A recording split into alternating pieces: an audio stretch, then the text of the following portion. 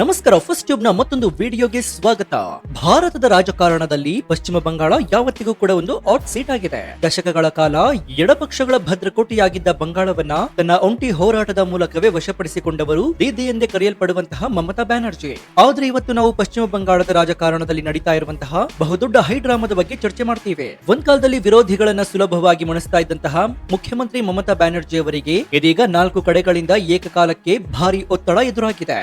ಒಂದ್ ಕಡೆ supreme court ನ ಚಾಟಿ, ಮತ್ತೊಂದು ಕಡೆ ಜಾರಿ ನಿರ್ದೇಶನಾಲಯ, ಇನ್ನೊಂದು ಕಡೆ ಸಿಬಿಐ ನಂತಹ ಕೇಂದ್ರ ತನಿಖಾ ಸಂಸ್ಥೆಗಳ, ಮಗದೊಂದು ಕಡೆ ಕೇಂದ್ರ ಚುನಾವಣಾ ಆಯೋಗದ ಕಟ್ಟುನಿಟ್ಟಿನ ಕ್ರಮಗಳು ಮತ್ತು ವಿರೋಧ ಪಕ್ಷಗಳ ತಂತ್ರಗಾರಿಕೆ. ಇವೆಲ್ಲವೂ ಸೇರಿ ಮಮತಾ ಬ್ಯಾನರ್ಜಿ ಅವರ ಸುತ್ತ ಒಂದು ಬಿಗಿಯಾದ ಕಾನೂನು ಮತ್ತು ರಾಜಕೀಯ ಕುಣಿಕೆಯನ್ನ ಸೃಷ್ಟಿ ಮಾಡಿದ್ಯಾ. ಅಸಲಿಗೆ ಸುಪ್ರೀಂ ಕೋರ್ಟ್ ನಲ್ಲಿ ಇತ್ತೀಚೆಗೆ ನಡೆದ ಆ ಒಂದು ಪ್ರಕರಣ ಬಂಗಾಳ ರಾಜಕಾರಣದಲ್ಲಿ ಹೊಸ ಸಂಚಲನವನ್ನೇ ಮೂಡಿಸಿದೆ. ರಾಜ್ಯ ಸರ್ಕಾರ ಮತ್ತು ಕೇಂದ್ರ ಸರ್ಕಾರದ ನಡುವಿನ ಈ ಹಗ್ಗ ಜಗ್ಗಾಟದಲ್ಲಿ ನಿಜಕ್ಕೂ ಗೆಲ್ಲುವವರು ಯಾರು? ಮಮತಾ ಬ್ಯಾನರ್ಜಿನ ಅಥವಾ ಪ್ರಧಾನಿ ನರೇಂದ್ರ ಮೋದಿ ಅವರ? ಸುಪ್ರೀಂ ಕೋರ್ಟ್ ನ ಖಡಕ್ ಆದೇಶವಾದರೂ ಏನು? ಮಮತಾ ಬ್ಯಾನರ್ಜಿ ಅವರ ಸೊಕ್ಕನ್ನು ಅಡಗಿಸುತ್ತಿದ್ದಾರಾ ನರೇಂದ್ರ ಮೋದಿ ಅವರು? ಈ ಎಲ್ಲ ಮಾಹಿತಿಯನ್ನ ಇವತ್ತಿನ ಈ ವಿಡಿಯೋದಲ್ಲಿ ನೋಡೋಣ. ಆದ್ರೆ ಅದಕ್ಕೂ ಮುನ್ನ ಪಶ್ಚಿಮ ಬಂಗಾಳದಲ್ಲಿ ಮಮತಾ ಬ್ಯಾನರ್ಜಿ ಸರ್ಕಾರವನ್ನ ಉರುಳಿಸಿ ಬಿಜೆಪಿ ಸರ್ಕಾರ ಅಧಿಕಾರಕ್ಕೆ ಬರಬೇಕಾ? ನರೇಂದ್ರ ಮೋದಿ ಅವರು ಅಲ್ಲಿ ಮ್ಯಾಜಿಕ್ ಮಾಡ್ಬೇಕಾ? ನಿಮ್ಗೆ ಏನನ್ಸುತ್ತೆ ಅಂತ ಕಮೆಂಟ್ ಮಾಡಿ ಹಾಗೂ ವಿಡಿಯೋಗೆ ಲೈಕ್ ಕೊಡಿ.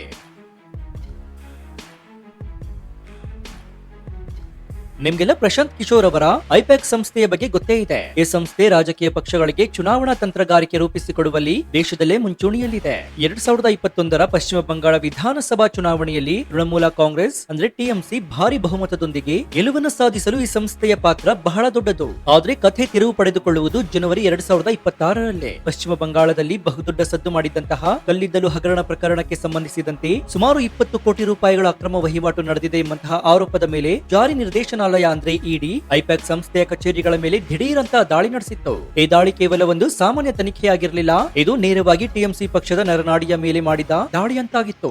ಯಾಕಂದ್ರೆ ಐಪ್ಯಾಕ್ ಕಚೇರಿಯಲ್ಲಿ ಪಕ್ಷದ ಮುಂದಿನ ಚುನಾವಣಾ ತಂತ್ರಗಳು, ಅಭ್ಯರ್ಥಿಗಳ ಪಟ್ಟಿ, ಆಂತರಿಕ ಸಮೀಕ್ಷೆಗಳು ಮತ್ತು ಹಣಕಾಸಿನ ವಹಿವಾಟುಗಳ ಹಲವಾರು ಗೌಪ್ಯ ದಾಖಲೆಗಳಿತ್ತು.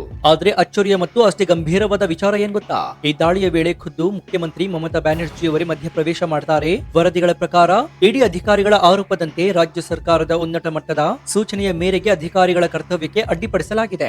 ಐಪ್ಯಾಕ್ ಕಚೇರಿಯಲ್ಲಿ ನಮ್ಮ ಪಕ್ಷದ ಗೌಪ್ಯ ಮಾಹಿತಿಗಳಿವೆ, ಅವುಗಳನ್ನ ನೀವು ಮುಟ್ಟುವಂತಿಲ್ಲ ಎಂದು ವಾದಿಸಿ ಅಧಿಕಾರಿಗಳ ಕೈಯಿಂದ ಫೈಲ್ಗಳನ್ನ ಮತ್ತು ಲ್ಯಾಪ್ಟಾಪ್ಗಳನ್ನ ಕಿತ್ತುಕೊಳ್ಳುವಂತಹ ಪ್ರಯತ್ನವನ್ನ ನಡೆಸಲಾಗಿದೆ ಎನ್ನಲಾಗಿದೆ. ಒಂದು ರಾಜ್ಯದ ಮುಖ್ಯಮಂತ್ರಿಯೇ ಕೇಂದ್ರ ತನಿಖಾ ಸಂಸ್ಥೆಯ ಕಾರ್ಯದಲ್ಲಿ ಹಸ್ತಕ್ಷೇಪ ಮಾಡುವುದು ಎಂಬ ಆರೋಪ ಬಂಗಾಳದ ಇತಿಹಾಸದಲ್ಲೇ ಬಹುದೊಡ್ಡ ಸಂವಿಧಾನಿಕ ಬಿಕ್ಕಟ್ಟಿಗೆ ಕಾರಣವಾಯಿತು. ರಾಜ್ಯ ಪೊಲೀಸ್ ವ್ಯವಸ್ಥೆ ಮತ್ತು ಕೇಂದ್ರ ಏಜೆನ್ಸಿಗಳ ನಡುವೆ ನೇರ ಮುಖಾಮುಖಿ ಏರ್ಪಟ್ಟಿತ್ತು. ಇದು ಕೇವಲ ಒಂದು ದಾಳಿಯಾಗಿ ಉಳಿಯದೆ ಫೆಡರಲ್ ವ್ಯವಸ್ಥೆಯ ಮೇಲಿನ ಪ್ರಶ್ನೆಯಾಗಿ ಬದಲಾಯಿತು.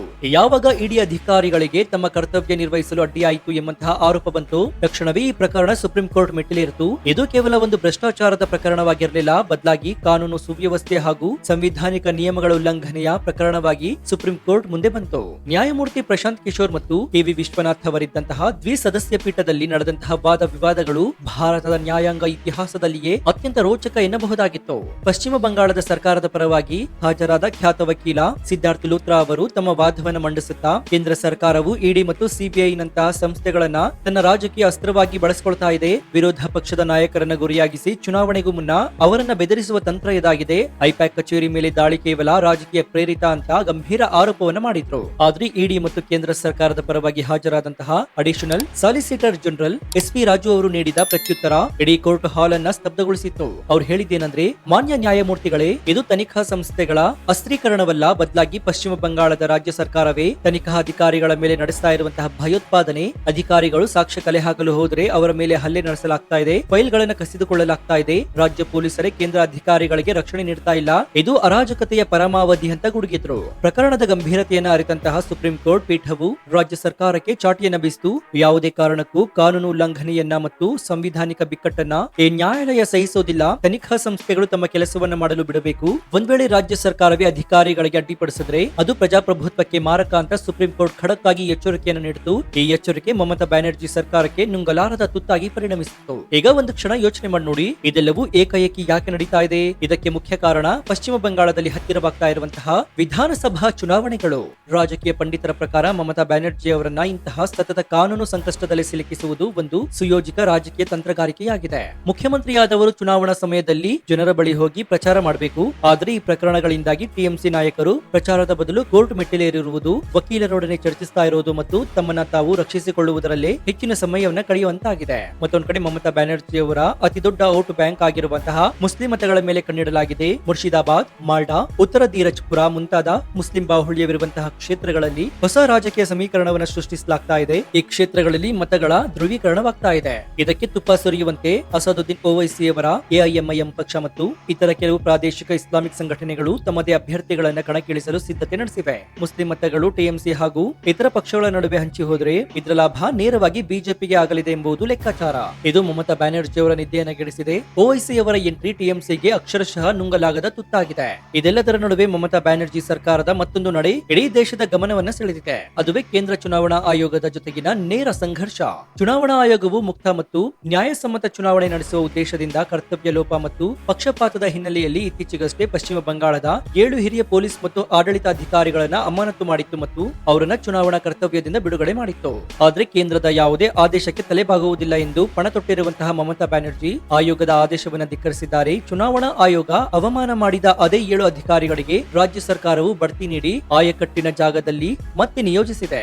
ಇದು ಕೇವಲ ಒಂದು ಆಡಳಿತಾತ್ಮಕ ನಿರ್ಧಾರವಲ್ಲ, ಇದು ಭಾರತ ಚುನಾವಣಾ ಆಯೋಗದಂತಹ ಪರಮೋಚ್ಚ ಸಂವಿಧಾನಿಕ ಸಂಸ್ಥೆಗೆ ರಾಜ್ಯ ಸರ್ಕಾರವೊಂದು ನೀಡಿದ ನೇರ ಸವಾಲಾಗಿದೆ. ನಮ್ಮ ರಾಜ್ಯದಲ್ಲಿ ನಮ್ಮದೇ ದರ್ಬಾರು ಎಂದು ತೋರ್ತಾ ಇರುವಂತಹ ಮಮತಾ ಬ್ಯಾನರ್ಜಿ ಅವರ ಈ ಹತಾಶೆಯ ನಡೆ ಕೇಂದ್ರ ಮತ್ತು ರಾಜ್ಯದ ನಡುವಿನ ಸಂಬಂಧವನ್ನ ಮತ್ತಷ್ಟು ಹದಗೆಡಿಸಿದೆ. ತಜ್ಞರ ಪ್ರಕಾರ ಇದು ರಾಷ್ಟ್ರಪತಿ ಆಳ್ವಿಕೆ ದಾರಿ ಮಾಡಿಕೊಡುವಂತಹ ಪ್ರಮಾದವಾಗಿದೆ ಅಂತ ವಿಶ್ಲೇಷಿಸಲಾಗ್ತಾ ಇದೆ. ಇನ್ನು ಸ್ನೇಹಿತರೆ, ಕೇವಲ ಇಡಿ ಅಥವಾ ಸುಪ್ರೀಂ ಕೋರ್ಟ್ನ ಎಚ್ಚರಿಕೆ ಮಾತ್ರವಲ್ಲ, ಮಮತಾ ಬ್ಯಾನರ್ಜಿ ಅವರ ನಿದ್ದೆಗೆಡಿಸ್ತಾ ಇರುವ ಮತ್ತೊಂದು ಅತಿದೊಡ್ಡ ವಿಚಾರವೆಂದರೆ ಅದು ಗಡಿ ಭಾಗದ ರಾಜಕಾರಣ ಮತ್ತು ಒಳನುಸುಳಿಯುವಿಕೆ. ಪಶ್ಚಿಮ ಬಂಗಾಳವು ಬಾಂಗ್ಲಾದೇಶದೊಂದಿಗೆ ಅತಿ ಉದ್ದದ ಗಡಿಯನ್ನ ಹಂಚಿಕೊಂಡಿದೆ. ದಶಕಗಳಿಂದಲೂ ಅಕ್ರಮ ವಲಸಿಗರು ಪಶ್ಚಿಮ ಬಂಗಾಳದೊಳಗೆ ನುಸುಳ್ತಾ ಇರುವುದು ಮತ್ತು ಅವರನ್ನೇ ಕೆಲವು ರಾಜಕೀಯ ಪಕ್ಷಗಳು ತಮ್ಮ ಕಾಯಂ ವೋಟ್ ಬ್ಯಾಂಕ್ ಆಗಿ ಪರಿವರ್ತಿಸಿಕೊಂಡಿರುವುದು ಈಗ ಗುಟ್ಟಾಗಿ ಉಳಿದಿಲ್ಲ.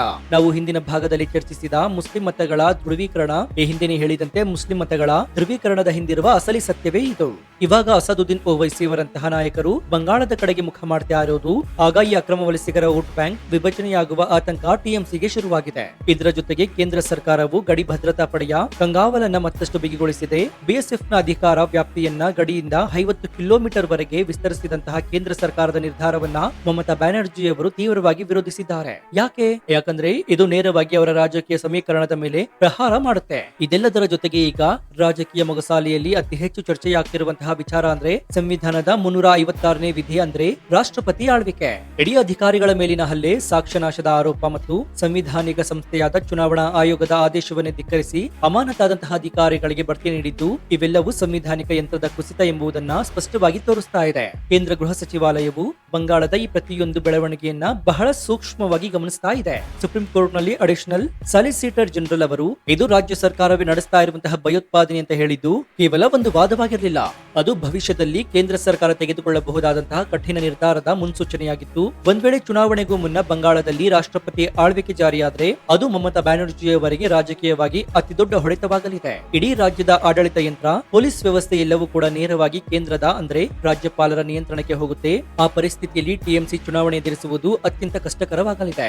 ಇವಾಗ ಹೇಳಿ, ಒಂದ್ ಕಡೆ ಇಡಿ ತನಿಖೆ, ಮತ್ತೊಂದು ಕಡೆ ಸುಪ್ರೀಂ ಕೋರ್ಟ್ ನ ಕಂಗಾವಲು, ಇನ್ನೊಂದು ಕಡೆ ರಾಷ್ಟ್ರಪತಿ ಆಳ್ವಿಕೆಯ ತೂಗುಗತ್ತಿ ಮತ್ತು ಇದೆಲ್ಲದರ ನಡುವೆ ತಮ್ಮದೇ ವೋಟ್ ಬ್ಯಾಂಕ್ ಅನ್ನ ಕಸಿದುಕೊಳ್ಳಲು ಬರ್ತಾ ಇರುವಂತಹ ವಿರೋಧಿಗಳು. ಈ 4 ಗೋಡೆಗಳ ನಡುವೆ ಮಮತಾ ಬ್ಯಾನರ್ಜಿ ಅವರು ಸಂಪೂರ್ಣವಾಗಿ ಬಂದಿಯಾಗಿದ್ದಾರಾ?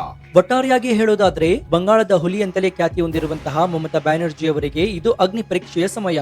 ಒಂದ್ ಕಡೆ ಸುಪ್ರೀಂ ಕೋರ್ಟ್ ನ ಕಟ್ಟುನಿಟ್ಟಿನ ನಿಲುವು ಮತ್ತು ತನಿಖಾ ಸಂಸ್ಥೆಗಳ ನಿರಂತರ ದಾಳಿಗಳು, ಮತ್ತೊಂದು ಕಡೆ ಚುನಾವಣಾ ಆಯೋಗದ ಶಿಸ್ತು ಕ್ರಮಗಳ ವಿರುದ್ಧ ಸಂಘರ್ಷ, ಇನ್ನೊಂದು ಕಡೆ ತಮ್ಮದೇ ವೋಟ್ ಬ್ಯಾಂಕ್ ಅನ್ನು ಒಡೆಯಲು ಕಾಯ್ತಾ ಇರುವಂತಹ ಓವೈಸಿಯಂತಹ ನಾಯಕರು ಹಾಗೂ ಬಲಿಷ್ಠವಾಗ್ತಾ ಇರುವಂತಹ ವಿರೋಧ ಪಕ್ಷಗಳು. ಇವೆಲ್ಲವೂ ಸೇರಿ ಮಮತಾ ಬ್ಯಾನರ್ಜಿ ಅವರ ಸುತ್ತ ಒಂದು ಬಿಗಿಯಾದ ಕುಣಿಕೆಯನ್ನ ನಿರ್ಮಿಸಿದೆ. ತಮ್ಮ ಆಕ್ರಮಣಕಾರಿ ರಾಜಕೀಯ ಶೈಲಿಯಿಂದಲೇ ಹೆಸರಾಗಿರುವಂತಹ ದೀದಿ ಈ ಬಾರಿಯ ಈ ಚಕ್ರವ್ಯೂಹವನ್ನ ಹೇಗೆ ಬೆದರಿಸ್ತಾರೆ, ತನಿಖಾ ಸಂಸ್ಥೆಗಳ ಕುಣಿಕೆಯಿಂದ ತಮ್ಮ ಪಕ್ಷವನ್ನ ಹೇಗೆ ಪಾರು ಮಾಡ್ತಾರೆ, ಮುಂಬರುವ ದಿನಗಳಲ್ಲಿ ಬಂಗಾಳದ ರಾಜಕೀಯ ಯಾವ ಹೊಸ ತಿರುವನ್ನ ಪಡೆಯಲಿದೆ ಎಂಬುದನ್ನ ಕಾದ್ ನೋಡಬೇಕಾಗಿದೆ.